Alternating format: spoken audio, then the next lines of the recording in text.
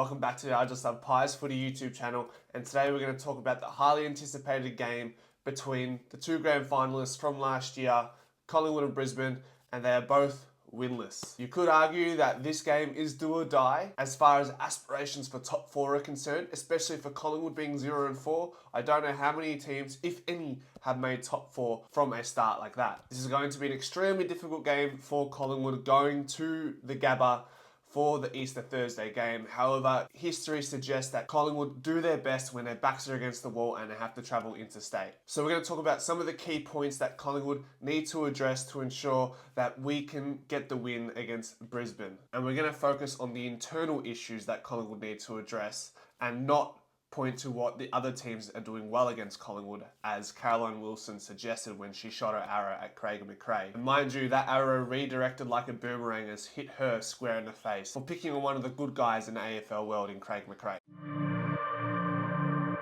Anyways, I digress. So we're going to talk about Jordan De Goey first and foremost. We talk about desire, how do you measure it, where are the stats that point towards it. It is difficult sometimes, usually it's the eye test that usually suggests that someone's lacking a bit of willpower and gut running or whatever it may be. But for De Goey, there's been a significant decrease in performance output by way of disposals, going from 23 last year down to 18. His contested possessions are down from 10 to 7, I believe. He's not applying tackles, and moreover, he's not sticking them when he does get a hold of the opposition. He's gone from averaging 3.2 tackles last season to 1.7. And the most damning fact that points to De Goey's lack of efforts in the games at the moment is his ground ball gets, going from 6.5 last year to 3.5. And just for comparison, Scott Pendlebury, 36 years old, said to be done, is averaging 6.7 ground ball gets for the game. So for me, that's quite alarming if one of our players in his prime is 50% below where Pendles is when it comes to ground ball gets in a game. Moving on to Darcy Moore. Now this is someone who wears his heart on his sleeve and leaves nothing left when he leaves that ground every game. The thing that is missing from his game right now is his ability to judge the aerial ball, and at times not paying enough respect to his direct opponent, whether that be a Tim Membry or a Logan McDonald or a Jesse Hogan or Riccardi in the past few weeks. He tends to leave them in attempt to intercept the ball, which is obviously the role that Darcy Moore serves, but there are times where you can stay down as an interceptor and trust your teammate to win their contests as well. I really do think it's just a matter of time that Darcy Moore is finding himself intercepting the ball at the highest point more often than not, rather than not at all at the moment. I mean, he's averaging one less intercept mark per game, and his direct opponents have beneficiaries of Darcy going into the contest with no impact. I would describe his game right now as a bit overzealous, but like I said, I think there will be a balance and he will find where he's supposed to be, and that's being an all-Australian defender. The next player I want to talk about who will be in the spotlight this week as well will be Billy Frampton. I want to see him build on those 5 intercept marks that he took last week and was a real big tick in a game that was obviously disappointing for everyone involved when it comes to Collingwood. Playing on Harris Andrews is the biggest job when coming up against Brisbane Lions. Then the next biggest job is probably playing on Joe Daniher, which I think Billy Frampton will do and will allow Darcy Moore to play free to intercept players as he sees fit. I really hope Frampton can solidify his spot in the defense and continue to build on his intercept game. Also guys, what do you think about Nick Daicos? Do we play him in the middle? Does he go halfback flank? What is his best position? Let me know in the comment section. As far as what I'm looking for when it comes to the team aspect of the game against Brisbane, I'm hoping we can rediscover our transition game. It does feel like when we do get the ball from D50, it feels like it's going to break down very quickly. And that's happened over the last couple of weeks, and that hurts us because if it breaks down in the D50 transition to forward 50, then typically we're going to see a turnover that is very hard to defend. And I think we're averaging 67 clangers, which is 3 more clangers than what the worst side in the comp was serving up last season. And on top of rediscovering our transition game, I think we'll continue to see us add more versatility to our game plans. We saw us going a little bit wider last week.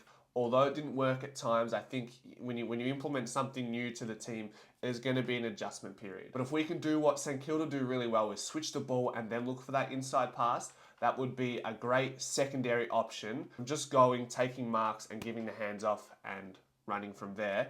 I think that wide ball movement going into the middle will be a great addition. Just watch this space on our tackling pressure inside 50. We only had one tackle inside 50 for the game against St Kilda. Now, that probably talks more to our service going inside 50, kicking a bit shallow or kicking it to a Callum Wilkie, a Wanganang Malira, and then not giving our forwards much of a chance to actually apply some pressure. So I think that stat is a little bit skewed in my opinion. Quickly guys, if you're enjoying the content, please consider subscribing. I'll be doing previews, reviews, analysis, and everything else in between when it comes to the Pies this season. So give us a sub and let's get back to the video.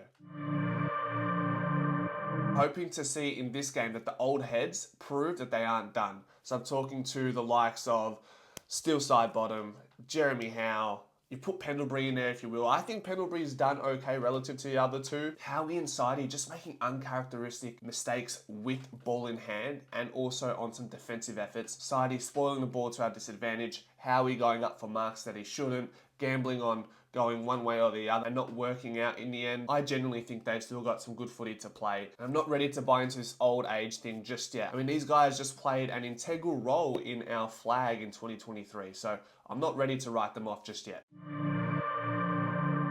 Looking at the selection table, there are rumours that Darcy Cameron might miss. I'm not too sure how that goes. Craig McRae also suggested that he's going to keep the faith in the team, so maybe he spares the blemishes of Tom Mitchell or Sidey for another week or so and go from there. I think Sidey has more of a grace period than Tom Mitchell. I think with Tom Mitchell, once the game moves out of the contest, the game moves pretty quickly past him, which is unfortunate because he's such a hard worker and a hard runner. He just doesn't have the speed to go to play on these quick midfielders right now. But if the game stays in the contest, he's obviously a great player to have in the mix. As far as who comes in, Noble was really impressive. I think he had 27 disposals playing as a halfback flanker in the VFL.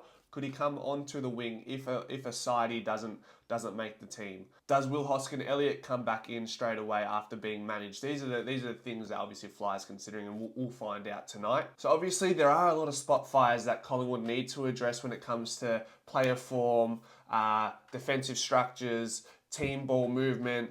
These things will take time to address. Hopefully we can get the win and just tick the boxes slowly and just keep moving up that ladder ever so slightly while we get things right to peak at the right time. Because ultimately we do need to win games right now. And we need to build on the little wins that were in that game against St Kilda. And if you want to find out a little bit more about what happened in that game, then please consider watching this analysis video of the Collingwood versus St Kilda game. See you guys next time. Bye.